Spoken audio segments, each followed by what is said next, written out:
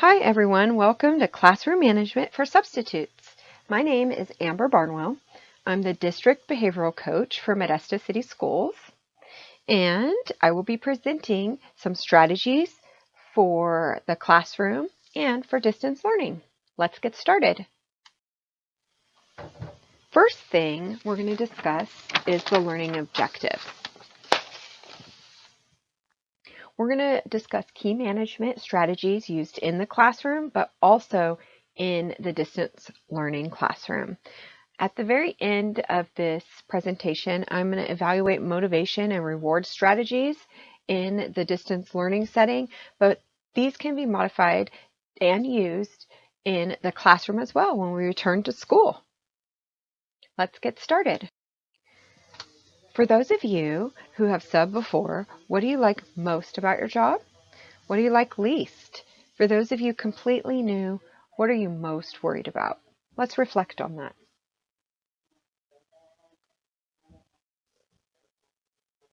Hopefully, you jotted something down about what you like the most about your job, what do you like the least, and for those of you that are new, what are you most worried about? I have been teaching for over a decade, almost 18 years now.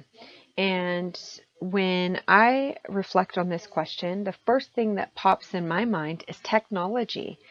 That's one of the things I was most worried about coming into this school year. And as a sub, I'm sure it's on your mind too. Let's start with some basic information for subs when you arrive at a site. These are just some helpful tips to make your day run a lot smoother.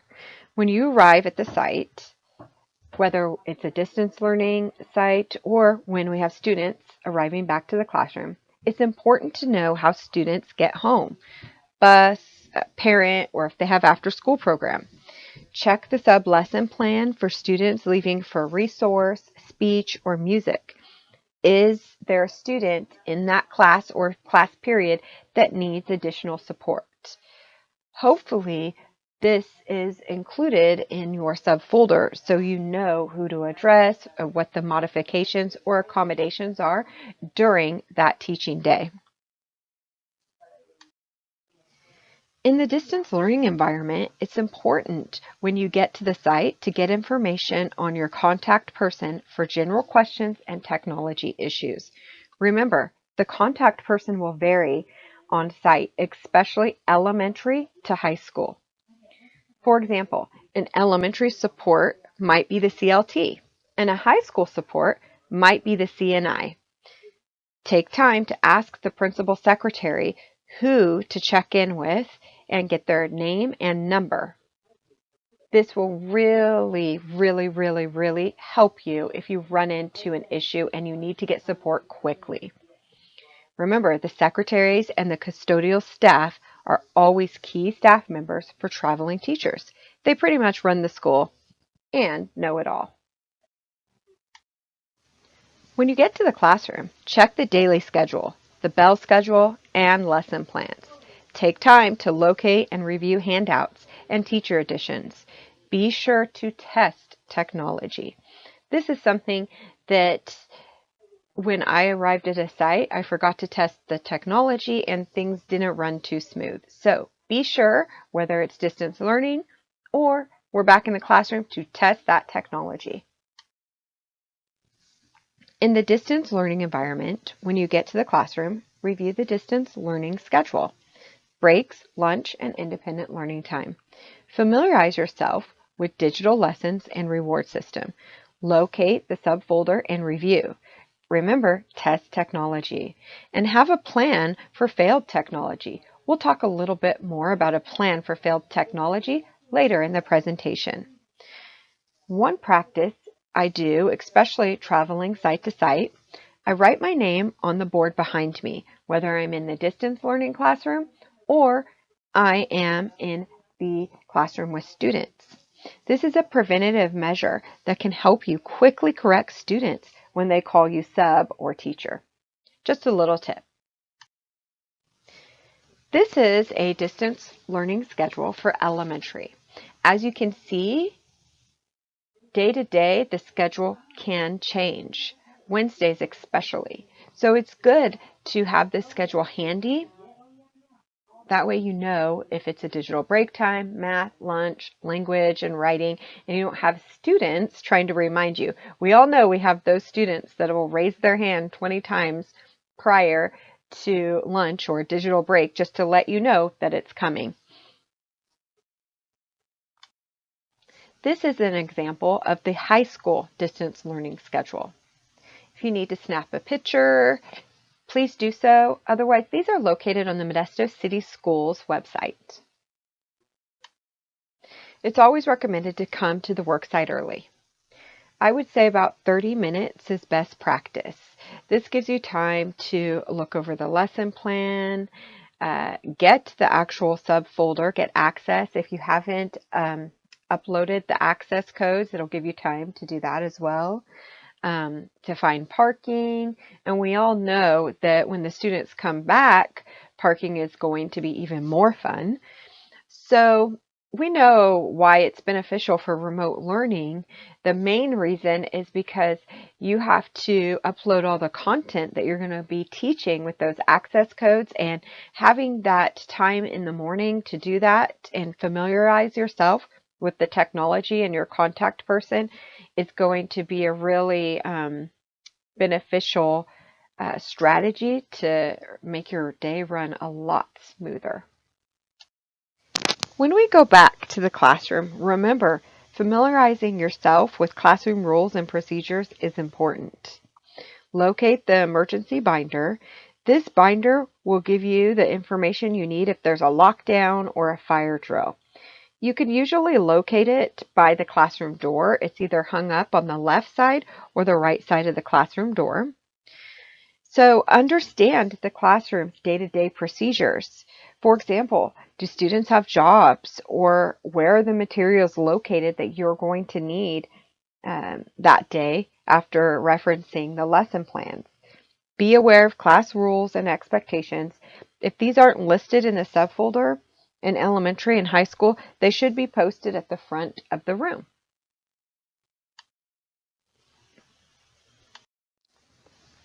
Let's look at this from the distance learning environment. It's important to check your email the night or the morning before your sub day so you can get access codes and upload the content you will be teaching. Email the teacher if possible. If you know who you're subbing for, I would email them the night before my sub day. If you don't receive access codes, don't stress. The principal, secretary, or that contact person for substitutes at the site should have them. Remember to ask questions. Always ask questions.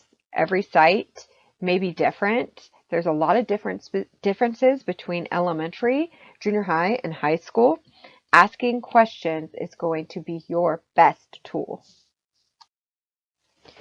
Leaving a note for the teacher is a practice that I did when I was a substitute. If you leave a note or notes, you should list the students that worked above and beyond. I also tended to leave a list of the students that I had to talk to multiple times. Students that were absent or didn't answer or participate during the lesson. This applies to the digital lessons too. And I always liked to leave information on the content that either I went over or didn't get to go over. This is an example of a sub-report. I just wanted to give you guys something to lay your eyes on. I'm a visual learner, so this is something that makes it a little easier for me. So looking at a sub-note, this kind of organizes the information that you're going to leave for the teacher. You can get this on the resources page for substitutes and edit it to meet your needs. So what do I do if none of these items are available? If I don't have a subfolder, if I don't have a contact for technology, the first thing that I would do would be get in touch with the administrative secretary at the site that you're subbing at. They typically will have a plan B for your sub lessons, and they will be able to guide you to the person that you need to talk to if technology is something that you're missing as well. The procedure for entry routine will set the tone for the rest of your day. It's important that students have something to do when they enter the classroom, whether that be something you wrote on the board or pencil paper activity at their desk. This will give you time to take attendance, get next assignment ready, and other morning routines. I always review the daily schedule with students. This strategy can be useful throughout the day. For example, if I have students asking me, what are we doing next? When is lunch? I refer them to the schedule that we already went over that morning. Greeting the students as they enter the classroom is very important for a sub. This is the only time that you really have during the day to build that relationship, especially at the start of the day. So greeting the students, asking their name, repeating their name to them, and telling them your name is a research-backed strategy and increases on-task behavior and engagement. For example, when students are entering the room, I say, hi, my name is Mrs. Barnwell. I will be your substitute today. What's your name? They say, John. I say, hi, John. It's easy as that.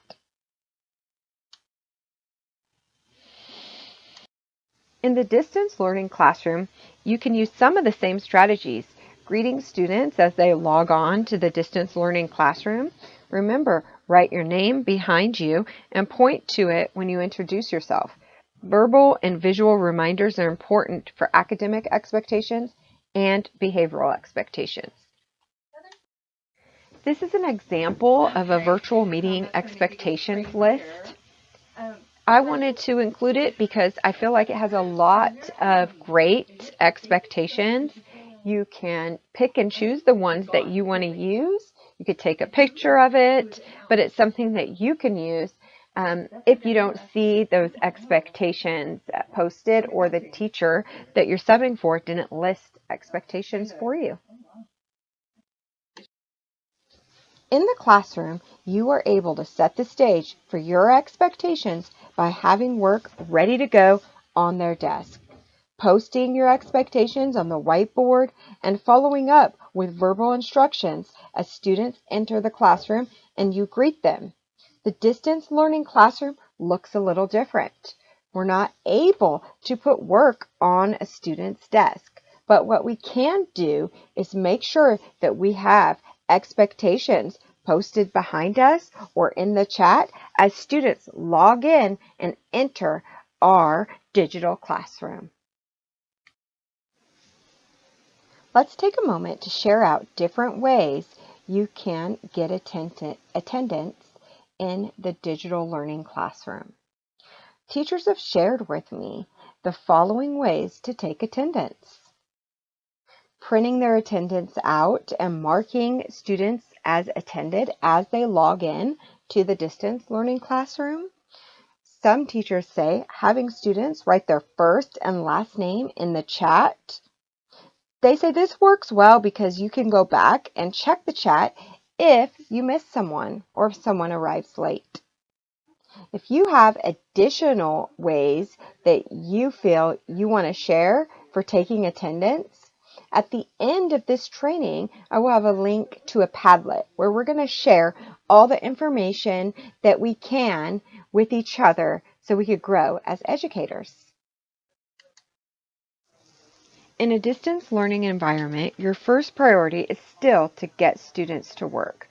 This looks a little different in the distance learning classroom because we have students logging in at different times, and at times we have students in the waiting room that we have to accept into the classroom.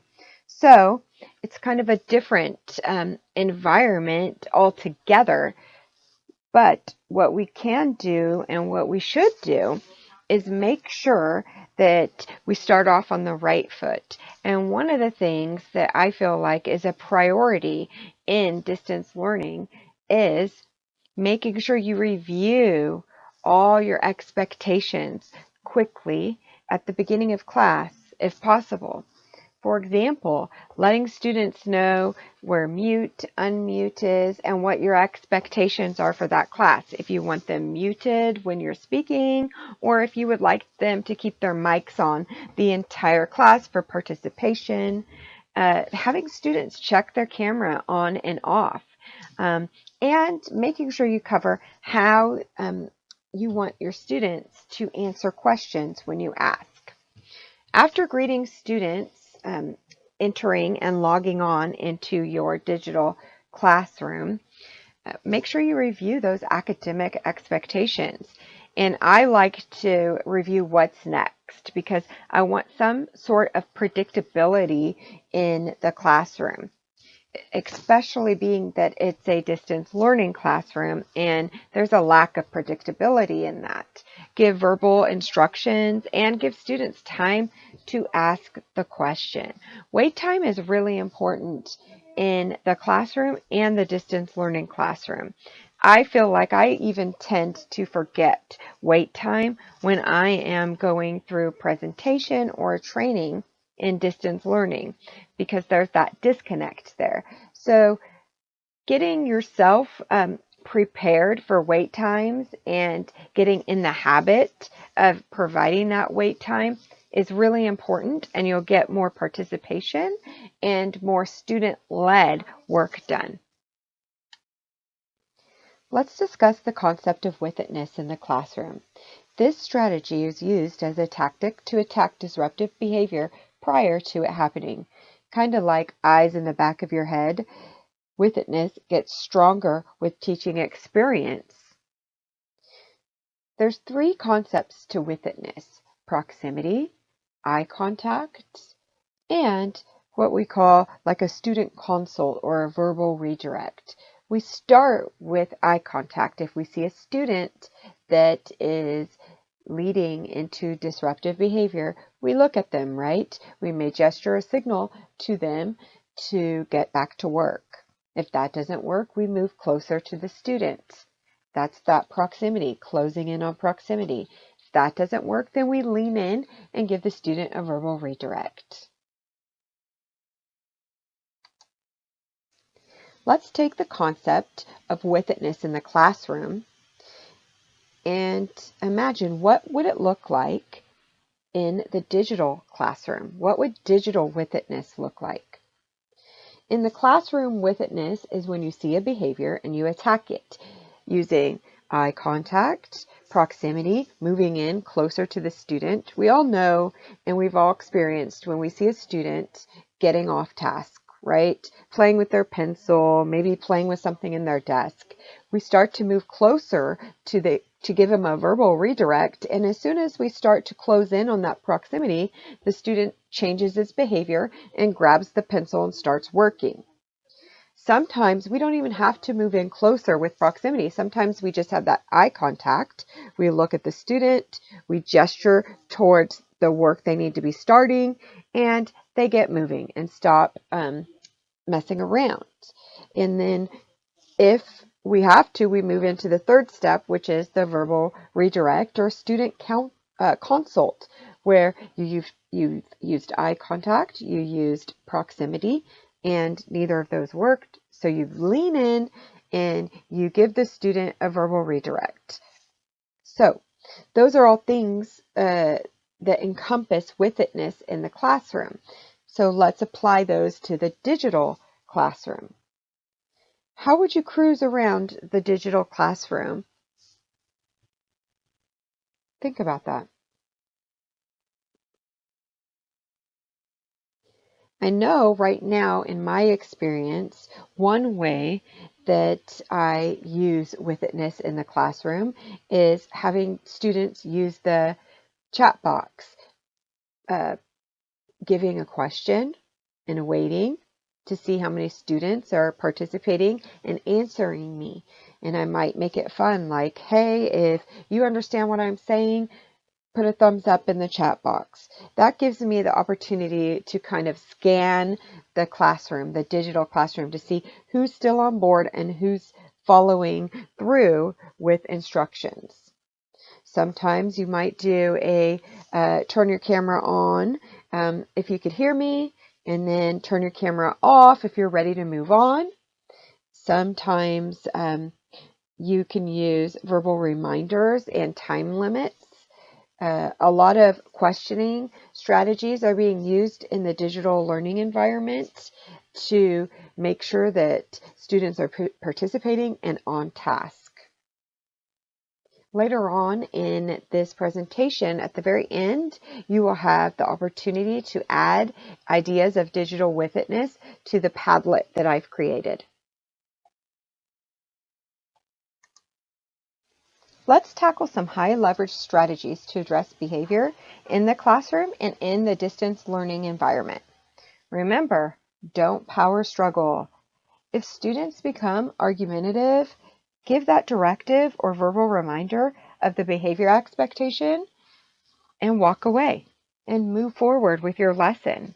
You could also give the directive or the verbal reminder to the whole class and move forward. If the student persists, give them the opportunity to ask a question after class or let them know that you'll further the discussion with them after the digital learning lesson for them to stay on. Remember also to be proactive. Always try to keep that proactive lens on when you're teaching and to avoid being reactive. It's very easy to be reactive. It's just part of human nature, right? Like, for example, if I'm driving in my car and I hit the brakes, I'm reactive and I always stick my right hand out in front of the passenger. That's just a reaction. But when you're working throughout the day in a classroom environment, or you are doing the digital learning classroom environment, remember, try to keep that proactive lens on as much as possible. A reaction, a example in the classroom would be something like if you had a student tapping their pencil, tap, tap, tap, tap, tap, tap, tap. A reactive approach would be to say, stop tapping that pencil. A proactive approach would be, okay, everybody, put your pencils away. We don't need them any longer. We're moving on. All right. And there's many other proactive approaches to addressing that concern. Dangle age-appropriate carrots and verbal reinforcers in front of students. For example, for high school students or junior high students, I know that my sons in particular, when the teacher is teaching in the classroom or during distance learning, and they let my junior high and high school students know, hey, you guys, we only have 5 more minutes and then we go to lunch, or 5 more minutes and it's going to be time for your digital break.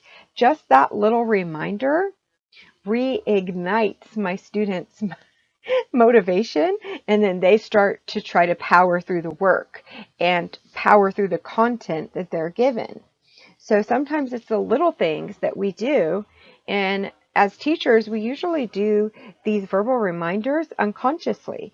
So be more aware of when you're giving these reminders and how they're affecting the student's workload, because a lot of the times those verbal reminders close to the end of class really does motivate students to get that work done. All right. And, in the digital learning environment, try to be and try to make the classroom environment as predictable as possible. And in doing that, what we're having to do as teachers is really lean in on verbal reminders and visuals. And what that does when students hear, oh, okay, next period we're going to have the writing due, not this period, it really relieves that stress when they know what's going to happen next. All right, let's move on. Remember, as an educator, downtime is a killer. Let's continue with some more high leverage strategies. Downtime allows for disruption and behaviors to erupt. Setting the perimeters and the expectations and being consistent with them will diffuse these situations and avoid them altogether. And remember, predictability. making the day that you're with this group of students as predictable as possible. In the distance learning environment, you're having to rely heavily on those verbal reminders and visuals if possible. If a student is being disruptive, even after a redirection, have a private conversation with that student at a later time and let them know their concerns will be addressed. I like to keep lists for teachers. We talked about that earlier in the presentation, but I also like to keep lists for the purpose that if I have a student that is power struggling with me throughout the school day or the period, that way, that list, the teacher can take it and address that student the next day. Another strategy that I don't have listed here is called correct and deflect. This strategy can be used in the classroom or the distance learning environment. When I say correct and deflect, I like to give that verbal correction or directive and deflect by moving on some way. And sometimes the deflect piece, you guys may already be doing this, where you let a student know, I see your concern and you and I will talk after the period ends. Thank you. And let's move on to number 3, or let's discuss what we just read, and you just move on through your lesson. Or you can also deflect by praising the class for something that they're all doing together, or giving praise to an individual student. But just remember that little terminology. It has saved me a lot of grief as I travel from class to class and try to get to know a group of students in a short period of time and build that relationship. It's hard when you're subbing. So a strategy I like to lean into is to correct and deflect. All right, let's move on. Let's talk about rules and procedures. They're often used interchangeably, but what are the differences between rules and procedures? Let's think about that for a moment. If you said something like, rules are what is expected and procedures are how to apply the rule, then you're correct. A lot of teachers, if you go into the classroom, you will see that teachers will have rules listed. They should be short and precise. And then somewhere else, usually posted in the classroom, they'll have the procedures posted. I like to think of rules as the what is expected and the procedures as how we're going to follow through with those rules. The rule about rules. The rule about rules applies to the classroom and distance learning. If you show up to a classroom and you have no visuals in the classroom to support class rules and procedures, remember, write your expectations for the day at the front of the room and just keep moving. I like to write them on the whiteboard and review them quickly with the students. This is what I expect. Not too many rules, you guys. I try to keep it between 3 and 5. In the distance learning classroom, rules will look different, right? For those of you that have been subbing already in this distance learning environment, think about a rule that has been helpful for you in the distant learning setting.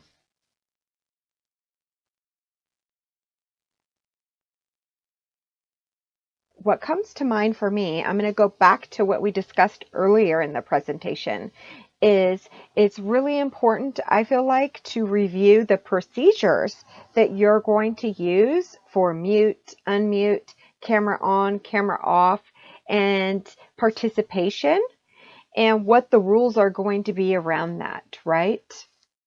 All right, let's move on. This is an example.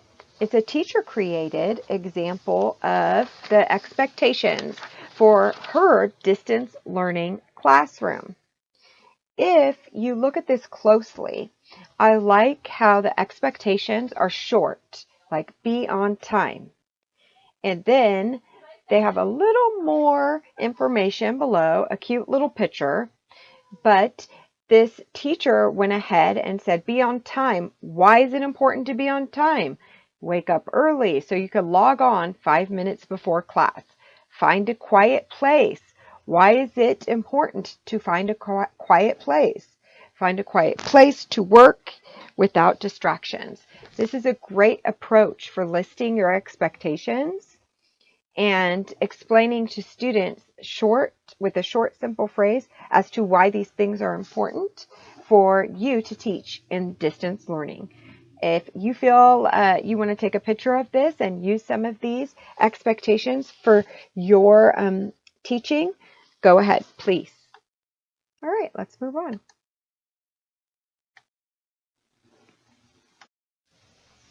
Reflecting on procedures in the classroom. If there's no procedure for turning in work, how would you address that?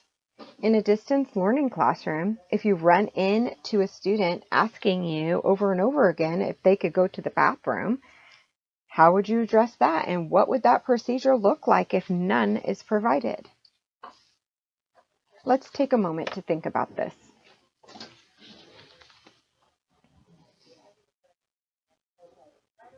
So addressing the distance learning approach, if I have a student that is raising their hand or asking to go to the bathroom, of course I'm going to let them go. And I would say, you know what, go ahead, go use the restroom. But next time, and for the rest of you guys, if you need to go to the restroom, just show me a signal.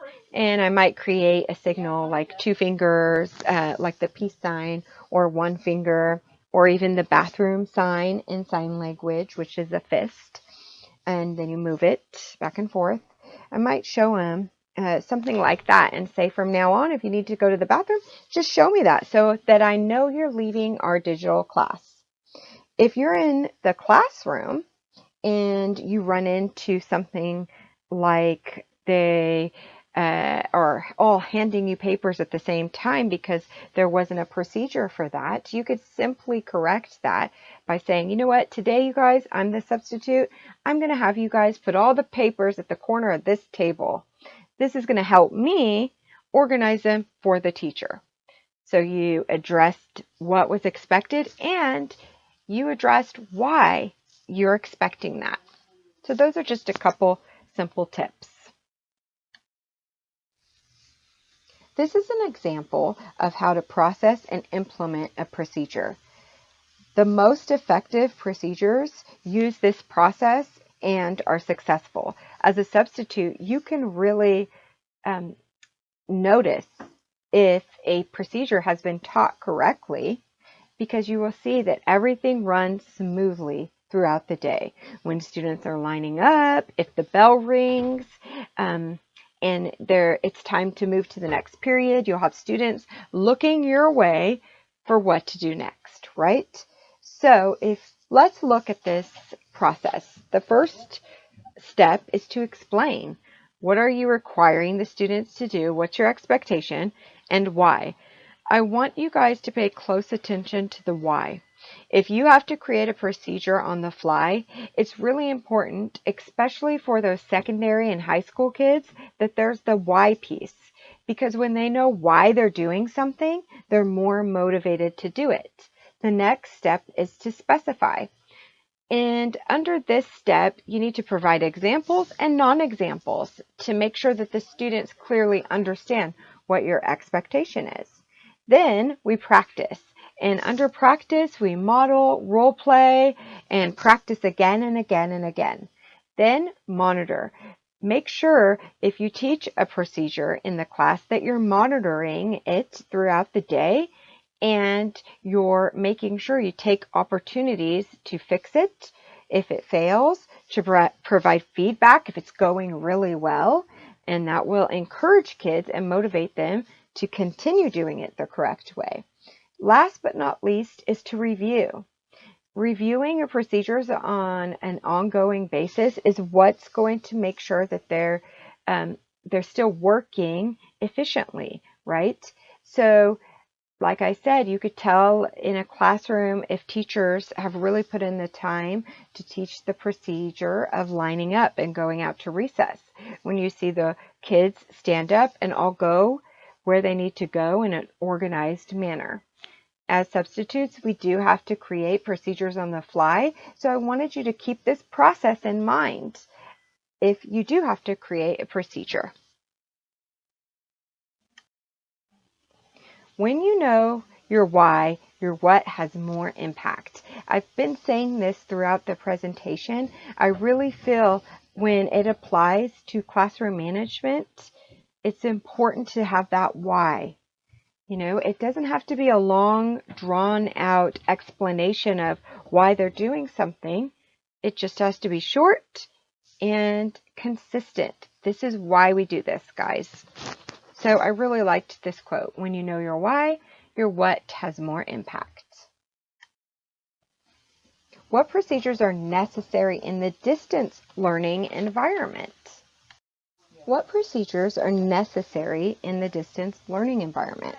Reflecting on how procedures are taught from the slide that I showed you guys earlier, a procedure that comes to mind, especially applying it to the distance learning environment, is the participation. How are you going to have students participate? As substitutes, this is not always laid out in the subplan, right? Sometimes you have to come up with this procedure. Do you want students using the hand signal, clicking on the hand signal as to raise their hand? Do you want students to turn their camera on and show you a signal when they want to participate? Do you want students using the chat? And how are you going to monitor the chat? These are all things that I reflect on and I've ran into in the distance learning process. How do you increase motivation and engagement in a distance learning setting? Of course, we all know be positive, be positive. That is told to us all the time. But I want to talk about some different strategies of using motivating language to increase student engagement and participation. We all know that in the classroom setting, we're able to use the room to engage students. We can point to something we wrote on the board, point to a poster. We can use social cues to engage them. We can use the classroom management system that's usually available to us. We can use proximity. But in the distance learning setting, a lot of the Tier 1 strategies that apply to all students, those are strategies that apply to all students, are just not effective because we're not in the same room as the students. So we rely heavily on motivation and engagement strategies. So making sure that we provide that opportunity for students to respond verbally or using the chat.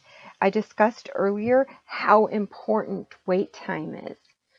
It's easy for us to just move through content very quickly and not ask students if they understand or to provide that wait time after a question. So make sure that you have that in the back of your mind when you're teaching.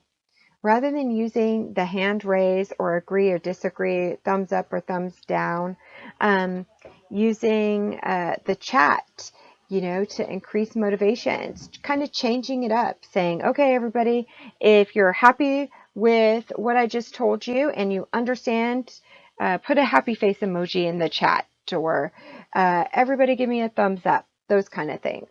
Those verbal reminders and reminders of upcoming events I discussed earlier are really important. And I always apply this to exercising. I'm not a fan of exercising, but when I was working with my trainer, when she would tell me, you only have 1 more minute, Amber, or 5 more push-ups and we're done, that reminder of that upcoming event of being done motivated me to push through and get it done quickly. So remember, reminders of upcoming events can be very powerful, whether that be a digital break, whether that be a brain break you're offering them, or whether that be the end of the class period. Having students write answers down on a personal whiteboard or in the chat, hold them up and show you them when they're finished, is a way to keep them motivated and engaged and participating with what you're teaching. The power of language applied to motivation. This is something that I try to work on and strengthen every school year as an educator. First of all, it builds on that intrinsic motivation in students. You want students to intrinsically be motivated to complete the work, right? To follow your directions. So here are some tips on how to use language to build that intrinsic motivation with students. So if you want to move someone from compliance to engagement, compliance being they're just trying to get through the work, right? They're just sitting there. They're not really engaged. You always have those handful of students that after you just explain the directions that were given to you from the teacher, they enter into the chat, I don't understand. What are we doing? What's next? We all have it, right? We've all been there. So here's some language that you can use. Instead of I expect you all to, or say some, or as we would say as substitutes, your teacher is expecting you guys all to have this done. Try the next challenge that your teacher gave us is this. Let's do this, guys. Or instead of something like, I want you all to have this done in the next 3 minutes. Say something like, a goal today is to have this finished by 11:45. Let's do this, guys. So moving that, those students from compliance to engagement, right? So this is really important, this next one. Moving from teacher ownership to student ownership, because we're relying so heavily on student-led and student ownership work completion in the distance learning environment, I decided to add a couple tips for that. So use this type of language. Instead of, here are 3 things you need to do, try something like, here are 3 things for you to try. Or here are 3 things to try as you read this selection. Instead of, I've tried or I've created some choices for you. Try, you have several choices to consider. Let's read them together. So those are just a couple tricky ways to use language in a motivating way. Hopefully it helps. Next slide. Let's move on to some strategies that support distance learning and classroom management in the classroom. We only have time for a few, but please feel free to share out your ideas using the Padlet at the end of this presentation. The strategies I chose to cover are strategies you can use without a ton of materials and you can use easily on the go. Question of the day, code word, post anchor charts, teacher versus student, desk share, and breaks. Those are some of the strategies that we're going to cover on the next few slides.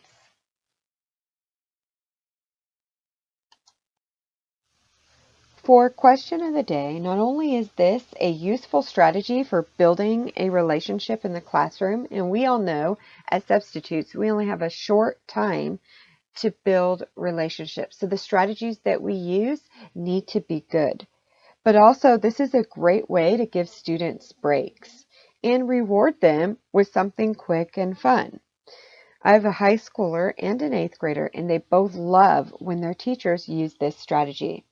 They actually start to sit up and participate and re-engage with the activity or the content that the teacher was teaching after she's done with this activity.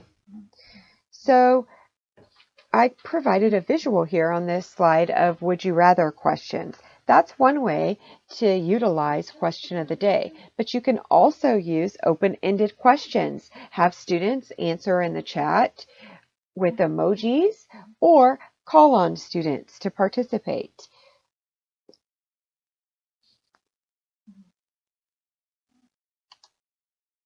The next strategy is code words. This is a strategy that you can use in distance learning. You could write it on the whiteboard behind you, or you could even put it in the chat. So what code word is that you choose a word.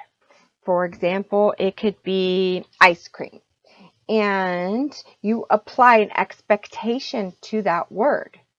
So say, everyone, when I say ice cream, we're going to have a quick brain break, or we're going to have a dance break. Or when I say ice cream, I need everybody's cameras on and their eyes on me, so I know that you're listening. And then throughout the period, throughout the classroom day, you would use that code word throughout the day. Kids love it because you could be goofy and funny and come up with creative words. I listed some examples here of how to incentivize, the code word, but some teachers are not using it like that. They're just using it as when I say ice cream, eyes on me. Ice cream, everybody's eyes on me. So, and then the other one would be, a dance break, use of a digital timer, or a desk share, just a quick break. So those are different ways you could use code word. Teacher versus student. This is also known as scoreboard. In the classroom, you would just make a little T-chart on the whiteboard and write your name on one side and students on the other. I always apply a expectation to this point system. For example, I would say something like, every time I use my attention cue and you guys get quiet, every person, and we're at 100%, you guys get a point. And if I hear a student talk afterwards, after I give the cue, I get a point. Something like that. It could be easy as that. So if you have your students and you clap twice and everybody turns and looks at you, you walk over and say, great job, student point. If you want to add some type of incentive at the end of the day, like, if you guys beat me, then I will let you out of class, a minute early. Or if you guys beat me, I will give you 5 minutes at the end of this period, to just have a break or complete unfinished work. Or if you guys beat me, then we'll head out to recess early. That's something that, we could do in elementary school. I know that sometimes people are like, well, there's no yard duties. By the time students get up, get all their stuff and line up, they're still going out to recess on time. So it works out. The thing with this activity, teacher versus student, is you have to be consistent. Because if the students are following through with the expectation that you gave and you don't give them a point, it loses a lot of its momentum. So just be careful when using a strategy like this to motivate students. Desk share. This is something that we could do during this distance learning time. You can modify it and apply it when we go back into the classroom, but this is something that you could do right now. It helps build that relationship. It gives you a chance to get to know some of the students that you are talking to that you can't see, right? So what you would do is share an item in your immediate workspace. It could be something simple, a pen, a book. This pen was given to me by my boss on the first day that I started, something like that. Give a 30-second backstory and then pass the torch to one of the students to share out. This is a great activity to kind of get students engaged and participating with you before you move in to the actual content. This is a little extra engagement strategy that I wanted to add. It's called the Wheel of Names. It's great to increase participation and to keep students engaged with the content that you're teaching. All you have to do is go to the link that I provided, enter in the names of the students that you are teaching that class period or that day, and then it'll provide a great visual, a wheel. And there's other visuals you could choose too. When you click on that wheel, it will spin, and whoever it lands on is the student that will be answering the question. I will add this to the Padlet, and I will include the link at the end of this slideshow as well. I love this quote. The more we connect, the less we correct. The more that we are attempting connection strategies, even in distance learning or in the classroom, the less we're correcting students. Because as a student, as a person, as a human being, I want to work and I want to get positive attention from someone that's attempting to connect with me. Breaks. Movement breaks, giving students time for a breather. Say, okay, you guys, let's stop for 30 seconds. Everyone stand up, reach to the ceiling, stretch. I know as an adult sitting and participating in many webinars that this is very important to do, not just for adults, but for students, because it's easy to lose focus when you're on a webinar or doing a pre-recorded training like the one that you're doing right now. So why don't you take the opportunity right now to stand up, stretch, take 3 deep breaths, and refocus yourself back to the training. Just simple little things like that are great, not just for us as adults, but for students too.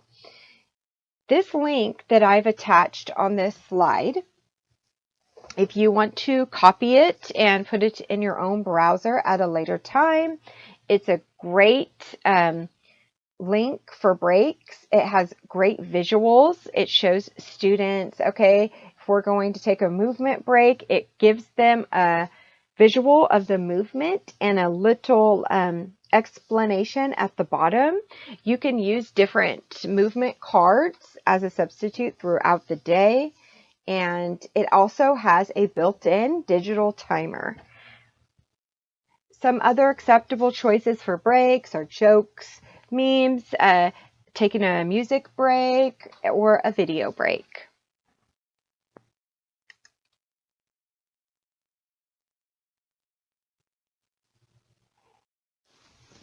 When you are a sub traveling from class to class, it's always good to have a sub bag with some must-haves. What are some sub must-haves that you have found helpful when traveling from site to site? Also, think about what can you add to your bag during this distance learning classroom environment. Take a moment to think about this.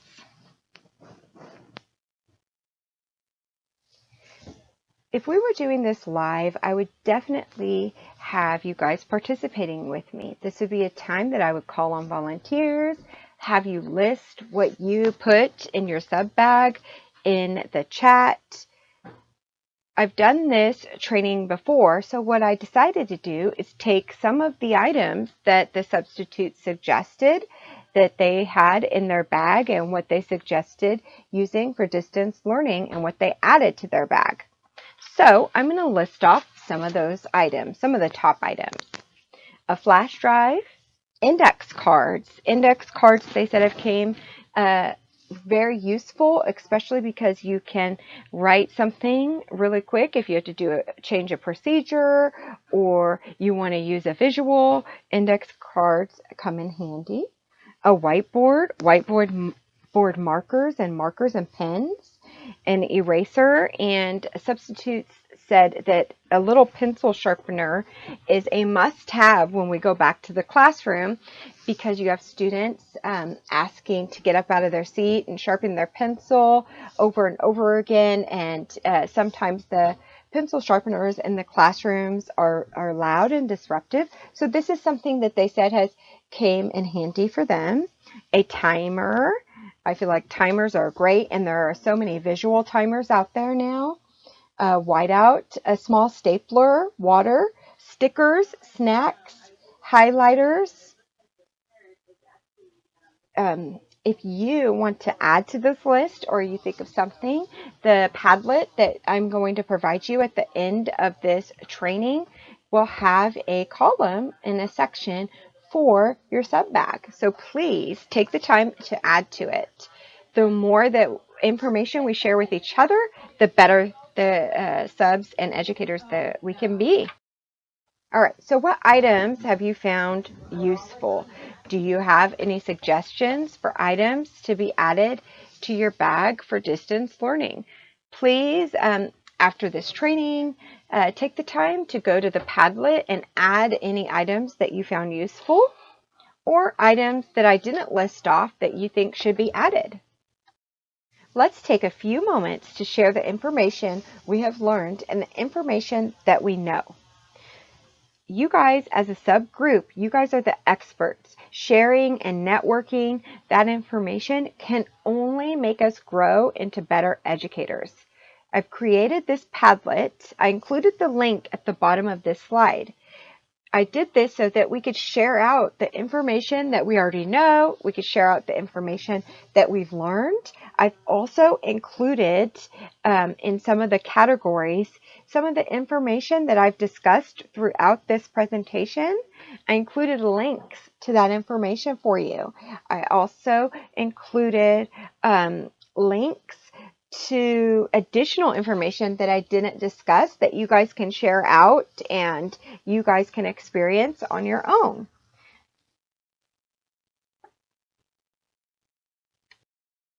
Many teachers develop audio cues that assist in getting students' attention.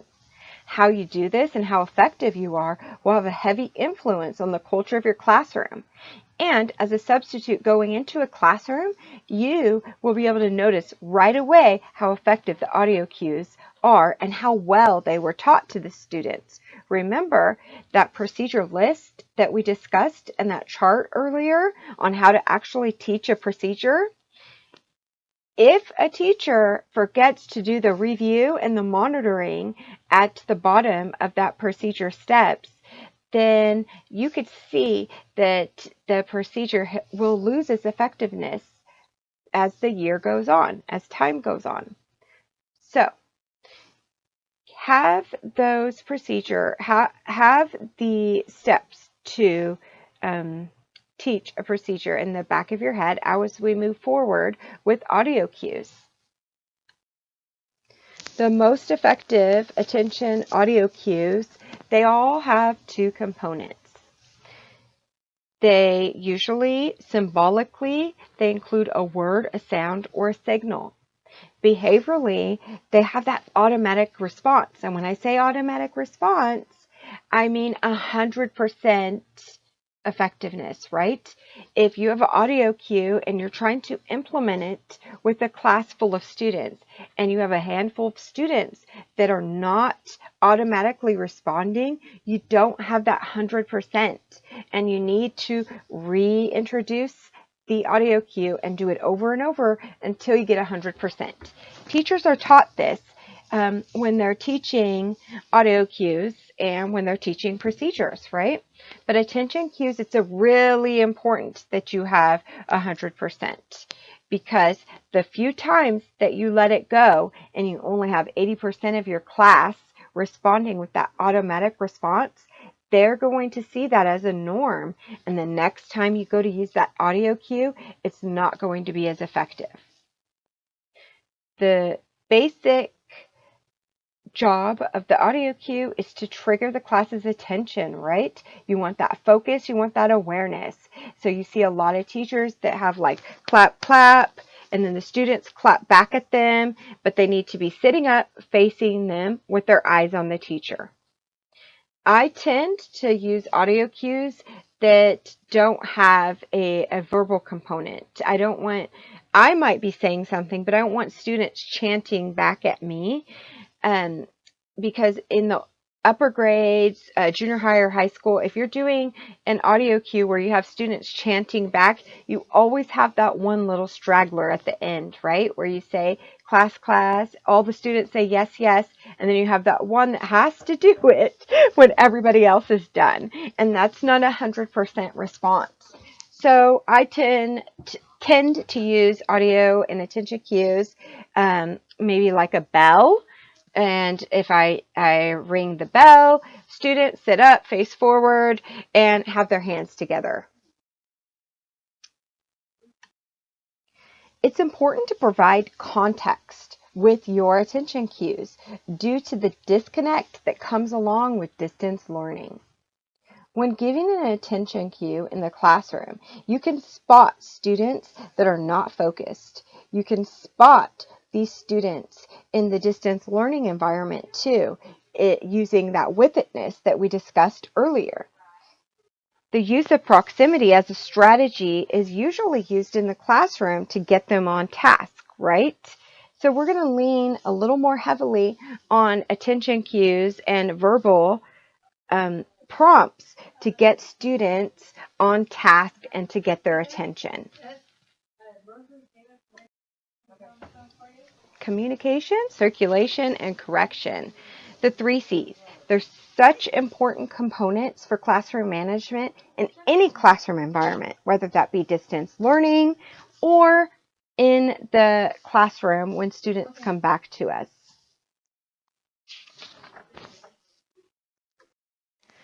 Let's discuss an important component to the 3 C's. Circulating. How do you circulate throughout the digital classroom? Circulating throughout the classroom is a first line of defense, right? In classroom management. We discussed this earlier, that proximity, that eye contact, right? Those verbal redirects. That's our first line of defense. That's a tier 1 strategy that we go right into to get students re-engaged, especially as a substitute. We really lean in on that strategy. In the classroom, we are constantly visually scanning for off-task students, right? To catch and use that withedness that we have to prevent a behavior or prevent distractions and off-task behavior. In the distance learning classroom, visually scanning students looks completely different. Students don't always use their camera. You can ask a student to turn their camera on using strategies like, if you have the answer, turn your camera on. And when I say your name, turn your camera on, then turn it back off. You can have students use the chat box to check for students off task. Do you have another strategy for scanning in the digital classroom?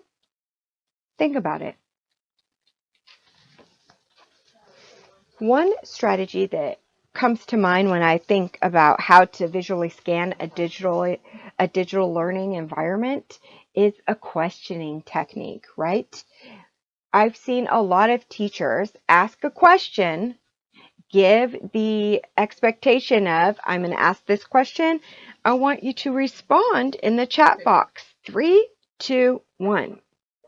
If you have a class of 17 students and only 2 respond, then we know that we have students that are not engaged and we need to reset and start again. Managing disruptions using correction. This strategy in the classroom and in the distance learning classroom, they both have similarities. They could be used in both environments. If a student misbehaves, avoid giving the whole class a consequence. That applies to distance learning and in the classroom. For example, if you have a student that is constantly interrupting you throughout your lesson, avoid consequences like, since Jeff interrupted me, the entire class will stay during their break. Avoid things like that. They don't work. You only have a short time to build a relationship with these students, right? So avoid those altogether. If you start to implement a consequence with a student, stick to it. Make sure your follow through is there. Students will notice if you're not following through with what you say. In the classroom, you have the ability to move the student to another seat if they're disruptive, right? You have proximity. You could lean in and consult with the student, give him that quick reminder without involving the whole class. You can meet the student after class. In the distance learning environment, you can give the whole class a verbal reminder of your expectations. You can use a break to refocus and reinforce attention, and then reset students so that you can move back into the content. And if students continue to be disruptive, you can always have them stay on for a one-on-one with you in the distance learning environment. And if all else fails, use the mute button. That was a joke. Attempts to keep disruptions to a minimum in both the distance learning classroom and the classroom.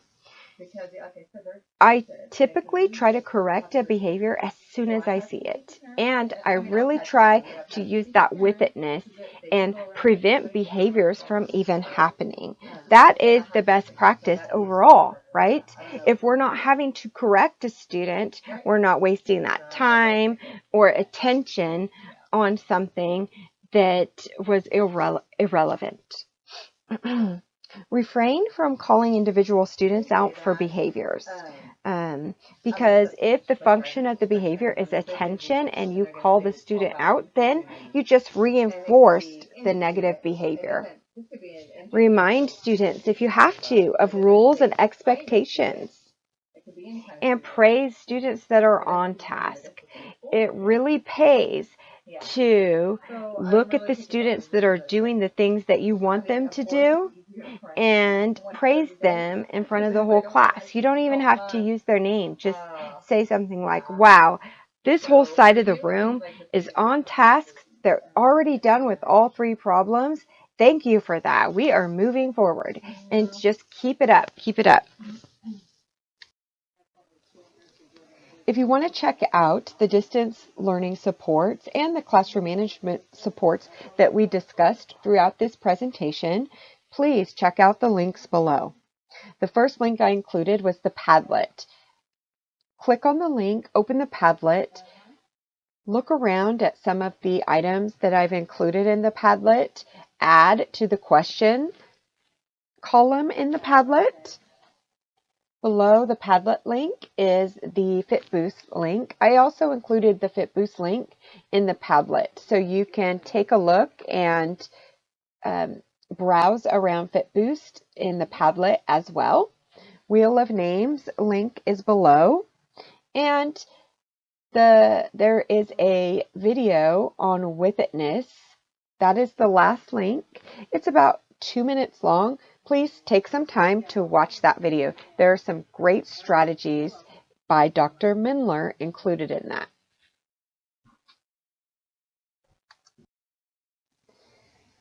Here is a visual of the Padlet. It's titled Sub Question and Answer Padlet. I have 5 categories now. I added the MCS sub contact information category, also the question and answer category. There's support links, websites, materials, resources like GoNoodle, Kahoot, FitBoost, which I discussed during the presentation.